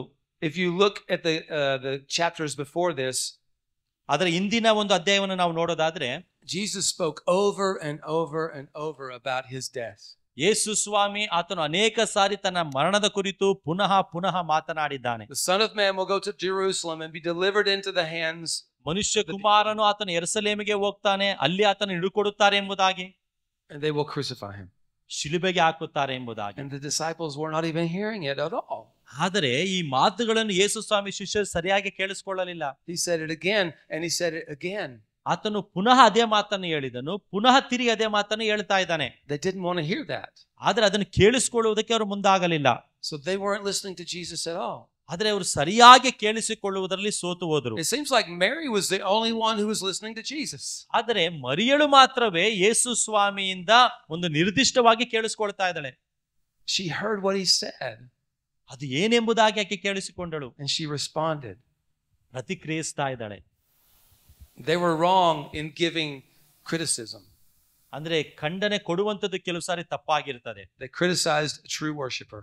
ನಿಜವಾದ ಆರಾಧಕರನ್ನು ಅನೇಕರು ಖಂಡಿಸುತ್ತಾರೆ. And they were wrong in what they held back. ಅವರು ಏನನ್ನು ಪುನಃ ಇಟ್ಕೊಳ್ತಾರಲ್ಲ ಅದು ಸಹ ತಪ್ಪಾಗಿರ್ತದೆ. They held back their own alabaster boxes. ಅಂದ್ರೆ ಆ ಒಂದು ಪೆಟ್ಟಿಗೆಯಿಂದ ಕೊಡಲಾರದೆ ತಮ್ಮಷ್ಟಕ್ಕೆ ತಾವು ಹಿಡ್ಕೊಳ್ಳುವುದು ಸಹ ತಪ್ಪು. They had heard his words more than anyone. ನೋಡ್ರಿ, ಅವರು ಎಲ್ಲರೂ ಕೇಳಿಸಿಕೊಳ್ಳುವುದಕ್ಕಿಂತ ಹೆಚ್ಚಾಗಿ ಯೇಸುವಿನ ಮಾತನ್ನು ಕೇಳಿಸಿ. They should have been the first ones to break open and pour out whatever they had to Jesus. ಅಂದ್ರೆ ಯೇಸು ಸ್ವಾಮಿಗೆ ಏನನ್ನು ಕೊಡಲು ಸಾಧ್ಯವೋ ಅದನ್ನು ಒಡೆದು ಆಕೆ ಕೊಡುವುದಕ್ಕೆ ಮುಂದಾಗ್ತಾ ಇದ್ದಾಳೆ. But they didn't. ಆದ್ರೆ ಆಕೆ ಅದನ್ನು ಮಾಡಲಿಲ್ಲ. And think about Judas. ನೋಡಿ, ಯೂದನ ಕುರಿತು ನಾವು ನೋಡೋದಾದ್ರೆ, He can't believe this is such a waste. ಯೂದನಿಗೆ ಅದು ಒಂದು ವ್ಯರ್ಥವಾದ ಕಾರ್ಯವಾಗಿ ಅನಿಸಿತು. I don't want to see anything poured out on Jesus. ಯಾವುದೋ ಒಂದು ಎಣ್ಣೆಯನ್ನು ಯೇಸು ಸ್ವಾಮಿಯ ಪಾದಕ್ಕೆ ಒಯ್ಯುವುದು ಅದು ವ್ಯರ್ಥ. And yet he turned around and he sold Jesus for 30 pieces of silver. ನಮಗೆ ಗೊತ್ತಿದೆ 30 ಬೆಳ್ಳಿ ನಾಣ್ಯಗಳಿಗಾಗಿ ಯೇಸು ಸ್ವಾಮಿಯನ್ನು ತನ್ನು ಹಿಡುಕೊಟ್ಟನೆಂಬುದಾಗಿ. Which was the price of a slave. ಹಾಗಾದ್ರೆ ಯಾವುದು ಅಮೂಲ್ಯವಾದಂತ ಒಂದು ಕಾರ್ಯವಾಗಿದೆ? He made a cost benefit analysis. ಅಂದ್ರೆ ಲಾಭವಾಗುವಂತಹ ಒಂದು ಕಾರ್ಯ ಮಾಡುವುದಾ? And he decided Jesus was worth more to him dead than alive. ಅಂದ್ರೆ ಯೇಸು ಸ್ವಾಮಿಗಿಂತ ಹೆಚ್ಚಾಗಿ ಆತನು ಪಡಕೊಳ್ಳುವಂತ ಅದರಿಂದ ಸಿಗುವಂತ ಒಂದು ನಾಣ್ಯಗಳೇ ಬೆಲೆ ಉಳ್ಳದೆಂಬುದಾಗಿ ಆತನು ಎನಿಸಿದನು. But all of us can be that way. ಆದ್ರೆ ಎಲ್ಲರೂ ಆ ರೀತಿಯಾಗಿ ಇರೋದಿಲ್ಲ, ಅಥವಾ ಕೆಲವರು ಆ ರೀತಿಯಾಗಿ ಇರ್ತಾರೆ. We can trade what really matters for the things that don't matter. ಅಂದ್ರೆ ಯಾವುದು ನಮಗೆ ಪರಿಜ್ಞಾನಕ್ಕೆ ಬರ್ತದೋ ಅದು ನಮಗೆ ಬೇಕಾಗದೆ ಇರಬಹುದು ಕೆಲವು ಸಾರಿ. So we have to be careful. Don't be like Judas. ಆದ್ರಿಂದ ಬಹಳ ಎಚ್ಚರಿಕೆಯಿಂದ ನಾವಿರಬೇಕು. Covetous and greedy. ಕತ್ಕೊಳ್ಳುವಂಥದ್ದು ಹಾಗೂ ಅದರ ವ್ಯಾಮೋಹ ಇರುವಂಥದ್ದು ಆ ವಿಷಯದಲ್ಲಿ. Don't be like the disciples. ಅಂದ್ರೆ ಆ ಶಿಷ್ಯರುಗಳಾಗಿ ಅದನ್ನು ಅನುಮತಿಸದಾಗೆ ಅವರು ಬಿಡಬಾರದು. Not paying attention to Jesus. ಅಂದ್ರೆ ಯೇಸು ಸ್ವಾಮಿಯ ಕಡೆಗೆ ಅವರ ಗಮನ ಹೋಗ್ಲಿಲ್ಲ. Be like Mary. ನಾವು ಮರಿಯಳ ಹಾಗೆ ನಾವಿರಬೇಕು. Humble, ತಗ್ಗಿಸಿಕೊಳ್ಳುವಂಥದ್ದು, hungry and honest. ಹಸಿವು ಹಾಗೂ ಪ್ರಾಮಾಣಿಕತೆ.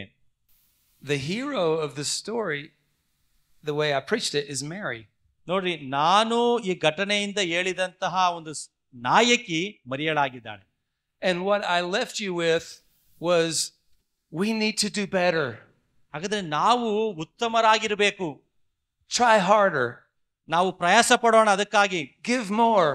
ನಾವು ಹೆಚ್ಚಿನದನ್ನು ನಾವು ಕೊಡೋಣ. Break your box. Pour it out on Jesus. ಆ ಒಂದು ಪೆಟ್ಟಿಗೆಯನ್ನು ಒಡೆದು ಅದರಲ್ಲಿ ಇರುವುದನ್ನು ಅಮೂಲ್ಯವಾದದನ್ನು ನಾವು ಸುರಿಯೋಣ. Don't be like Judas. ಯೂದನಾಗಿ ನಾವು ಇರೋದು ಬೇಡ. Be like Mary. ಮರಿಯಳಾಗಿ ನಾವು ಇರೋಣ. Okay, I'm stepping back into preacher mode, okay? ಈಗ ಅವರು ಪುನಃ ಪ್ರಾಸಂಗಿಕರ ಸ್ಥಾನಕ್ಕೆ ಬರ್ತಾ ಇದ್ದಾರೆ. And what if I ended the sermon like this?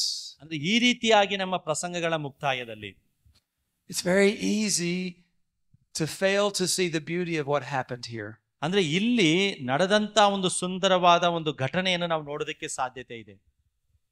Because what this woman did was a prophetic picture of what was about to happen.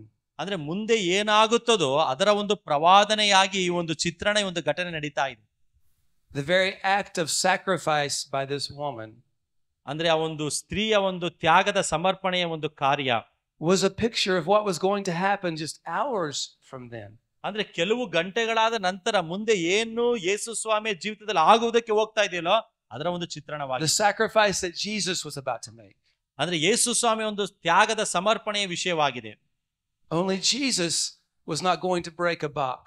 ಅಂದ್ರೆ ಯೇಸು ಸ್ವಾಮಿ ಮಾತ್ರವೇ ಆ ಒಂದು ಪೆಟ್ಟಿಗೆಯನ್ನು ಒಡೆಯಲು ಮುರಿಯಲು ಸಾಧ್ಯವಾಗಿತ್ತು. Jesus was going to break open his body. ತನ್ನ ಶರೀರವನ್ನೇ ಜಜ್ಜಲ್ಪಡುವಿಕೆಗೆ, ಮುರಿವಿಕೆ ಒಪ್ಪಿಸಿಕೊಡೋದಕ್ಕೆ ಹೋಗ್ತಾ ಇದ್ದ. Jesus was going to pour out his blood. ತನ್ನ ರಕ್ತವನ್ನು ಆತನು ಸುರಿಸುವುದಕ್ಕೆ ಹೋಗ್ತಾ ಇದ್ದಾನೆ. The most precious sacrifice. ಅದು ಒಂದು ಶ್ರೇಷ್ಠವಾದ ಅಮೂಲ್ಯವಾದ ತ್ಯಾಗವಾಗಿದೆ. The sacrifice that brings hope to all of us. ಆ ಒಂದು ಸಮರ್ಪಣೆ ತ್ಯಾಗ ನಮ್ಮೆಲ್ಲರಿಗೆ ನಿರೀಕ್ಷೆಯನ್ನು ತೆಗೆದುಕೊಂಡು ಬಂತು. He was going to break open everything and pour out everything. ಆತನು ಎಲ್ಲವನ್ನು ತೆರೆದ ಹೃದಯದಿಂದ ಆತನು ತ್ಯಾಗದಿಂದ ಮಾಡುವುದಕ್ಕೆ ಹೋಗ್ತಾ ಇದ್ದಾನೆ. So that by his stripes we could be healed. ನೋಡಿ, ಆತನ ಬಾಸುಂಡೆಗಳಿಂದ ನಮಗೆ ಗುಣವಾಯಿತು. So that he could bear our sicknesses and carry our diseases. ಆತನು ತಾನೇ ತನ್ನ ಶರೀರದಲ್ಲಿ ನಮ್ಮ ಗಾಯಗಳನ್ನು ಅಥವಾ ನಮ್ಮ ಒಂದು ಕಾಯಿಲೆಗಳನ್ನು, ರೋಗಗಳನ್ನು ಹೊತ್ತುಕೊಂಡನು. That the punishment of our peace was upon him. ನಮಗೆ ಸಮಾಧಾನವನ್ನು ಕೊಡುವುದಕ್ಕಾಗಿ ದಂಡನೆಯನ್ನು ಅನುಭವಿಸಿದನು. There on the cross he took all of our sin upon himself. ಶಿಲುಬೆಯಲ್ಲಿ ನಮ್ಮೆಲ್ಲರ ಪಾಪಗಳನ್ನು ಆತನು ಹೊತ್ತುಕೊಂಡನು. Mary did a great thing. ಹಾಗಾದ್ರೆ ಮರಿಯಲು ಶ್ರೇಷ್ಠವಾದ ಕಾರ್ಯವನ್ನು ಮಾಡಿದ್ದಾಳೆ. But it was just a small picture of what Jesus was going to do. ಅಂದ್ರೆ ಇದೊಂದು ಚಿಕ್ಕದಾದಂತ ಒಂದು ಚಿತ್ರ ಅಷ್ಟೇ, ಯೇಸು ಸ್ವಾಮಿ ಮುಂದೆ ಯಾವ ದೊಡ್ಡ ಕಾರ್ಯವನ್ನು ಮಾಡೋದಕ್ಕೆ ಹೋಗ್ತಾ ಇದ್ದಾನೆ ಎನ್ನುವುದಕ್ಕಾಗಿ ತೋರಿಸಲು. Do you see the beauty of what Jesus has done for you? ಅಂದ್ರೆ ಎಂತ ಒಂದು ಸುಂದರವಾದ ಕಾರ್ಯವನ್ನು ಯೇಸು ಸ್ವಾಮಿ ನಿಮಗಾಗಿ ಮಾಡಿದ್ದಾನೆ. That he gave everything for you. ಆತನು ನಿಮಗಾಗಿ ಎಲ್ಲವನ್ನು ಆತನು ಕೊಟ್ಟಿದ್ದಾನೆ. That you could be brought into the family of God. ಯಾಕೆಂದ್ರೆ ದೇವರ ಕುಟುಂಬಕ್ಕೆ ನಿಮ್ಮನ್ನು ಪುನಃ ಹಿಂತಿರುಗಿ ಕೊಂಡುಕೊಂಡು ಬರಲು. Okay, so stepping back out of my past preacher role. ನೋಡಿ, ಈಗ ಒಂದು ಪ್ರಸಂಗಿಕನ ಪಾತ್ರದಿಂದ ಮತ್ತೆ ಹೊರಗಡೆ ಬರ್ತಾ ಇದ್ದಾರೆ. I like that sermon a whole lot better than the first one. ನೋಡಿ, ಆ ಒಂದು ಪ್ರಸಂಗ, ಆ ಒಂದು ಪ್ರಸಂಗ ಇಂದಿನ ಒಂದು ಪ್ರಸಂಗಿತ ತುಂಬಾ ಉತ್ತಮವಾಗಿತ್ತು ಎಂಬುದಾಗಿ ನಾನು ನಂಬ್ತೇನೆ. Because in the first one Jesus just had like a side row, a minor character. ನೋಡಿ, ಯೇಸು ಸ್ವಾಮಿಯ ಒಂದು ಪಕ್ಕದ ಪಾತ್ರಧಾರಿಯಾಗಿ ಅಲ್ಲಿ ಕಾರ್ಯಗಳನ್ನು ಮಾಡ್ತಾ ಇದ್ದಾನೆ. And Mary was the major character. ಅಲ್ಲಿ ಮುಖ್ಯವಾದ ಪಾತ್ರ ಮರಿಯಳದಾಗಿತ್ತು. And what can happen is we can preach a sermon and we can lay a heavy load on people. ಅಂದ್ರೆ ನಾವು ಮಾಡುವಂತಹ ಪ್ರಸಂಗ ಅದು ಜನರ ಮೇಲೆ ಭಾರವಾಗಿ ಇರುವ ರೀತಿಯಲ್ಲಿ ಆದ್ರೆ,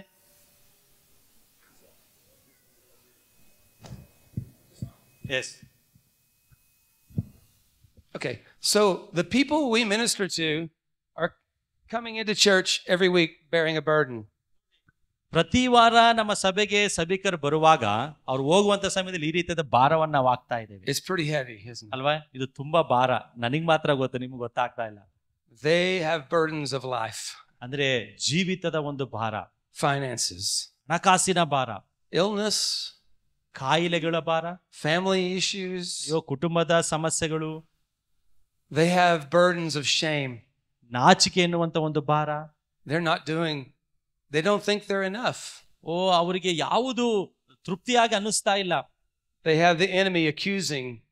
ಶತ್ರು ಪ್ರತಿನಿತ್ಯ ಅವರ ಕಿವಿಯಲ್ಲಿ ಮಾತನಾಡ್ತಾ ಇದ್ದಾನೆ. You're not any good. ನಿನ್ನಲ್ಲಿ ಯಾವ ಒಳ್ಳೇದಿಲ್ಲ. You're not doing enough. ನೀನು ಮಾಡೋದು ಯಾವುದು ಸಹ ಸರಿ ಇಲ್ಲ. God is angry with you. ನಿನ್ನ ವಿಷಯದಲ್ಲಿ ದೇವರು ಕೋಪವುಳ್ಳವನಾಗಿದ್ದಾನೆ. And they walk into our doors. ಆತನ ಒಂದು ತೆರೆದ ದ್ವಾರದಿಂದ ಬರ್ತಾನೆ. And what are we giving them? ನಾವು ಏನನ್ನು ಕೊಡ್ತಾ ಇದ್ದೇವೆ ನಮ್ಮ ಜನರಿಗೆ? Don't be like Judas. ನೋಡಿ, ಯೂದನಾಗಿ ನಾವು ಇರಬಾರದು ಅಲ್ವಾ? Don't be like the disciples. ಶಿಷ್ಯರಾಗಿ ಇನ್ನೂ ಭಾರ ಹಾಕದಲ್ಲ ನಾವು. Be like Mary. ಅಂದ್ರೆ ಮರಿಯಳಾಗೆ.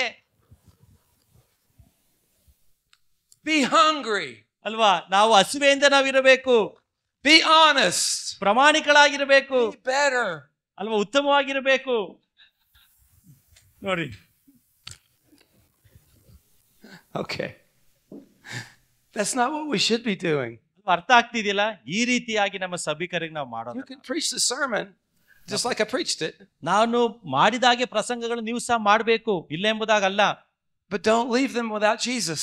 ಆದ್ರೆ ಯೇಸು ಸ್ವಾಮಿ ಇಲ್ಲದೆ ಹಾಗೆ ಅವರನ್ನು ಕಳಿಸೋದಲ್ಲ, ಹೋಗ್ರಪ್ಪ Don't leave ಎಂಬುದಾಗಿ. them without the gospel. ಅಲ್ವಾ? ಸುವಾರ್ತೆ ಇಲ್ಲದೆ ನೀವು ಕಳಿಸ್ಕೊಡೋದಲ್ಲ. You know, this picture of Mary is just a picture of what Jesus did for you. ನೋಡ್ರಿ, ಯೇಸು ಸ್ವಾಮಿ ಮರಿಯಳು ಯೇಸು ಸ್ವಾಮಿಗೆ ಏನ್ ಮಾಡಿದ್ರು, ಯೇಸು ಸ್ವಾಮಿ ನಿಮಗಾಗಿ ಮಾಡಿದಂತ ಒಂದು ಚಿತ್ರ ಯಾವಾಗ್ಲೂ ನಿಮ್ಮ ಕಣ್ಣ ಮುಂದೆ He ಇರಬೇಕು. bore your sins and your sickness. ಆತನ ಏನ್ ಮಾಡ್ದ, ತನ್ನ ಮೇಲೆ ತನ್ನ ಕಾಯಿಲೆಗಳನ್ನು, ನಮ್ಮ ಪಾಪಗಳನ್ನು And ಹೊತ್ತುಕೊಂಡು he was despised and rejected ಆತನು ತಿರಸ್ಕರಿಸಲ್ಪಟ್ಟನು, so that we could be accepted. ನಾವು ಆತನಿಂದ ಅಂಗೀಕರಿಸಲ್ಪಡಬೇಕು ಎಂಬುದಾಗಿ. Okay. See, this is what the gospel does. ನೋಡಿ, ಇದೇ ಸುವಾರ್ತೆ ಆಗಿ. Man. Now, I'm not saying you can relieve every burden. ಅಂದ್ರೆ ನಾನು ಹೇಳೋದಿಲ್ಲ ನಿಮ್ಮ ಪ್ರಸಂಗ ಎಲ್ಲಾ ಭಾರಗಳನ್ನು ತೆಗೆದಿಡುವಾಗೆ ಮಾಡ್ತದೆ ಎಂಬುದಾಗಿ. Because life is full of burdens. ಯಾಕೆಂದ್ರೆ ಜೀವನವೇ ಒಂದು ಭಾರ ಆಗಿದೆ. But you don't have to add to them. ಆದ್ರೆ ಆ ರೀತಿಯಲ್ಲಿ ನಾವು ನಟನೆ ಮಾಡೋದಲ್ಲ. Don't put another brick in the backpack. ಆ ಒಂದು ಮತ್ತೊಂದು ಭಾರವನ್ನು ಹಿಂಬದಿಯಲ್ಲಿ ನಾವು ಹಾಕೋದಲ್ಲ. Okay, so here's a question. ಆದ್ರೆ ಇಲ್ಲೊಂದು ಪ್ರಶ್ನೆ. The last time you preached, did you put a brick in the backpack? ಇಲ್ಲಿ ಪಾಸ್ಟ್ಗಳಿದ್ದೀರಾ, ನೀವು ಕಳೆದ ಭಾನುವಾರ ಪ್ರಸಂಗ ಮಾಡಿದ್ರಿ, ಎಷ್ಟು ಇಡಿಕೆ ಕಲ್ಲನ್ನ ಬ್ಯಾಗ್ ಒಳಗೆ ಹಾಕಿದ್ರಿ ಅಂತ ಕೇಳ್ತಾ ಇದ್ದಾರೆ. Or did you bring hope and gospel? ಅಥವಾ ನಿಜವಾಗಲೂ ನಿರೀಕ್ಷೆಯನ್ನು ಸುವಾರ್ತೆ ಮೂಲಕ ಎಷ್ಟು ಜನ ಕೊಟ್ರಿ ಎಂಬುದಾಗಿ ಕೇಳ್ತಾರೆ. You can find Jesus everywhere in the Bible. ನೋಡಿ, ಸತ್ಯವೇದದಲ್ಲಿ ಎಲ್ಲಾ ಕಡೆ ಯೇಸು ಸ್ವಾಮಿ ಇರುವುದನ್ನು ನಾವು ಕಾಣ್ತೇವೆ. If you look hard enough, you'll see a picture of the gospel wherever you preach. ನೋಡಿ, ಎಲ್ಲ ಪ್ರಸಂಗಗಳಲ್ಲಿ ಸುವಾರ್ತೆ ಇರುವಂತದ್ದಾಗಿರಬೇಕು. Because every little story is just a part of the big story. ನೋಡಿ, ಎಲ್ಲ ಚಿಕ್ಕ ಕಥೆಗಳು ಅದು ದೊಡ್ಡ ಕಥೆಯ ಒಂದು ಭಾಗವಾಗಿರ್ತದೆ. And the big story is that God is redeeming mankind through Jesus. ಆ ದೊಡ್ಡ ಒಂದು ಕಥೆ ದೇವರು ತಾನೇ ಇಡೀ ಮಾನವ ಕುಲವನ್ನು ಪಾಪದಿಂದ ಬಿಡುಗಡೆಗೊಳಿಸಿದನೆಂಬುದಾಗಿದೆ. There's life and hope and joy in the gospel. ಅಲ್ಲಿ ಜೀವವಿದೆ, ಅಲ್ಲಿ ಸಂತೋಷವಿದೆ, ಅಲ್ಲಿ ನಿರೀಕ್ಷೆ ಇದೆ, ಅಲ್ಲಿ ಸುವಾರ್ತೆ ಇದೆ. Let's point them to Jesus. ಹಾಗಾದ್ರೆ ನಾವು ಕ್ರಿಸ್ತನನ್ನು ಕೇಂದ್ರೀಕರಿಸೋಣ. Amen. Amen. Because the gospel changes everything. ಯಾಕೆಂದ್ರೆ ಸುವಾರ್ತೆ ಎಲ್ಲವನ್ನು ಬದಲಾವಣೆ ಮಾಡುತ್ತದೆ. But what are we feeding our people? ಹಾಗಾದ್ರೆ ನಾವು ಜನರ ವಿಷಯದಲ್ಲಿ ಏನನ್ನ ನಾವು ಹೇಳ್ತಾ ಇದ್ದೇವೆ, ಏನ್ ಮಾಡ್ತಾ ಇದ್ದೇವೆ? Last year I was able to go on a pilgrimage. ಒಂದು ಪ್ರವಾಸ ಸ್ಥಾನಕ್ಕೆ ಇವರು ಹೋಗುವ ಹಾಗೆ ಕಳೆದ ವರ್ಷದಲ್ಲಿ ಒಂದು ಅವಕಾಶ ಬಂತು. In the mountains of Poland, ಆ ಪೋಲೆಂಡ್ ನಲ್ಲಿ ಇರುವಂತಹ ಒಂದು ಬೆಟ್ಟ, I was able to walk with shepherds and their sheep up to the highlands. ಅಂದ್ರೆ ಆ ಒಂದು ದ್ವೀಪಕ್ಕೆ ಹೋಗುವುದಕ್ಕಾಗಿ ನಾನು ಕುರುಬರನ್ನು ಕುರಿಗಳನ್ನು ಸಹಾಯಕವಾಗಿ ನಾನು ತೆಗೆದುಕೊಂಡೆ. And I think tomorrow I want to give you some of the things I learned from that. ಅದರಿಂದ ಕಲಿತುಕೊಂಡಂತ ಕೆಲವೊಂದು ವಿಷಯವನ್ನು ನಾಳೆಯ ದಿನದಲ್ಲಿ ನಾನು ನಿಮಗೆ ಹೇಳ್ತೇನೆ. But what's very interesting is that when we talk to the shepherd about what's their most important thing, ಕುರುಬರು ಎಂಬುದಾಗಿ ಹೇಳುವಾಗ ಕೆಲವೊಂದು ಮುಖ್ಯವಾದ ಕಾರ್ಯಗಳಿದೆ. the most important thing is feeding the sheep. ಅಂದ್ರೆ ಕುರಿಗಳನ್ನು ಮೇಯಿಸುವುದು ಮುಖ್ಯವಾದ ಒಂದು ಕಾರ್ಯ. When Jesus told Peter, if you love me, feed my sheep, ಅಂದ್ರೆ ಪೇತ್ರನಿಗೆ ಕೇಳ್ತಾ, ನನ್ನನ್ನು ಪ್ರೀತಿಸುವುದಾದರೆ ನನ್ನ ಕುರಿಗಳನ್ನು ಮೇಯಿಸು ಎಂಬುದಾಗಿ. it's because this is the heart of Jesus. ಯಾಕೆಂದ್ರೆ ಇದು ಯೇಸುವಿನ ಹೃದಯವಾಗಿದೆ. He is the great shepherd. ಯಾಕೆಂದ್ರೆ ಆತನು ಶ್ರೇಷ್ಠನಾದ ಕುರುಬನಾಗಿದ್ದಾನೆ. And he does feed his sheep. ಆತನು ಕುರುಬನ ಪಾತ್ರವನ್ನು ಮಾಡಿದ್ದಾನೆ. And he cares for his sheep. ಆತನು ತನ್ನ ಕುರಿಗಳ ವಿಷಯದಲ್ಲಿ He ಕಾಳಜಿಯನ್ನು ವಹಿಸುತ್ತಾನೆ. protects his sheep. ಅವುಗಳನ್ನು ಸಂರಕ್ಷಿಸುತ್ತಾನೆ. But these shepherds would go to such trouble to make sure that their sheep were eating the right food. ಅಂದ್ರೆ ಈ ಕುರಿಗಳು ಸರಿಯಾದ ಆಹಾರವನ್ನು ತಿನ್ನುವ ಹಾಗೆ ಕಷ್ಟಕರವಾದ ಮಾರ್ಗದಲ್ಲಿ ಕುರುಬರಾದ ಹೋಗ್ತಾರೆ. Because some plants are poisonous. ಯಾಕೆಂದ್ರೆ ಕೆಲವೊಂದು ಗಿಡಗಳದು ವಿಷದಿಂದ ಕೂಡಿರುವ ಗಿಡಗಳಾಗಿದೆ. Some plants will cause the sheep to swell. ದಪ್ಪದಾಗಿ ಆಗುವ ಹಾಗೆ ಕೆಲವೊಂದು ಮಾಡುವಂತ ಗಿಡಗಳಿದೆ. And it's very dangerous to their health. ಅದು ಆರೋಗ್ಯಕ್ಕೆ ಹಾನಿಕರ. So the shepherd has to take those plants away. ಹಾಗಾದ್ರೆ ಕುರುಬನಾದವನು ಆ ಗಿಡಗಳನ್ನು ತೆಗೆದು ಹಾಕ್ಬೇಕು. Or move his sheep to another place. ಮತ್ತೊಂದು ಸರಿಯಾದ ಮೇವು ಇರುವಂತ ಸ್ಥಳಕ್ಕೆ ನಡೆಸಬೇಕು ತನ್ನ He's ಕುರಿಗಳನ್ನು. very, very concerned with how he feeds his sheep. ಹಾಗಾದ್ರೆ ಹೇಗೆ ತನ್ನ ಕುರಿಗಳನ್ನು ಮೇಯಿಸುತ್ತಾನೆ, ಕಾಳಜಿ ವಹಿಸುತ್ತಾನೆ, ಇದು ಬಹಳ ಮುಖ್ಯ. And as we're feeding the sheep, ಹಾಗಾದ್ರೆ ಕುರಿಗಳನ್ನು ಮೇಯಿಸುವಾಗ this is a question we have to ask always. ನಾವು ಯಾವಾಗಲೂ ಒಂದು ಪ್ರಶ್ನೆಯನ್ನು ನಾವು ಕೇಳಿಕೊಳ್ಬೇಕು. What am I feeding them? ಯಾವ ಆಹಾರವನ್ನು ನನ್ನ ಕುರಿಗಳಿಗೆ ಜನರಿಗೆ ಕೊಡ್ತಾ ಇದ್ದೇನೆ? Law or grace? ಕೃಪೆ ಅಥವಾ ಆ ಒಂದು ಶಾಸನಗಳ? Paul said to the Corinthians that the administration of the law was the administration of death. ಅಂದ್ರೆ ಒಂದು ಧರ್ಮಶಾಸ್ತ್ರದ ಒಂದು ಬೋಧನೆ ಅಥವಾ ಅದರ ಒಂದು ನಡೆಯುವಿಕೆ ಅದು ಮರಣವಾಗಿದೆ ಎಂಬುದಾಗಿ ಕೊರಿಂಥ ಪುಸ್ತಕದಲ್ಲಿ ಪೌಲನು ಹೇಳ್ತಾ ಇದ್ದಾನೆ. Because the law kills, but the Spirit gives life. ಜೀವ ಕೊಡುವಂತ ಆತ್ಮವನ್ನು ಧರ್ಮಶಾಸ್ತ್ರ ಕೊಲ್ಲುತ್ತದೆ. I don't want to administer death to my flock. ನನ್ನ ಜನರಿಗೆ, ನನ್ನ ಕುರಿಗಳಿಗೆ ನಾನು ಮರಣವನ್ನು ನಾನು ತಿನ್ನಿಸುವುದಿಲ್ಲ. I want to administer nourishment. ನನ್ನ ಕುರಿಗಳಿಗೆ ಆ ಒಂದು ಪೋಷಣೆಗೆ ಆಗುವಂತ ಆಹಾರಗಳನ್ನು ನಾನು ಕೊಡ್ತೇನೆ. What strengthens them? ಯಾವುದು ಅವುಗಳ ಒಂದು ಶರೀರವನ್ನು ಬಲಪಡಿಸಿದ ಆಹಾರವನ್ನು ಕೊಡುತ್ತೇನೆ. What fills them up and meets their needs? ಯಾವುದು ಅವರ ಅಗತ್ಯತೆಗಳನ್ನು ಸಂಧಿಸುವಾಗೆ ಸಹಾಯ ಮಾಡುತ್ತದೆ ಅದನ್ನೇ ನಾನು ಕೊಡುತ್ತೇನೆ. I want to administer grace. ನಾನು ಕೃಪೆ ಕುರಿತಾಗಿ ನಾನು ಉಪದೇಶ ಮಾಡುತ್ತೇನೆ. Amen. Amen. Amen. Because the gospel changes everything. ಯಾಕೆಂದ್ರೆ ಸುವಾರ್ತೆ ಎಲ್ಲವನ್ನೂ ಸಹ ಬದಲಾವಣೆ ಮಾಡುತ್ತದೆ. But we have to preach it.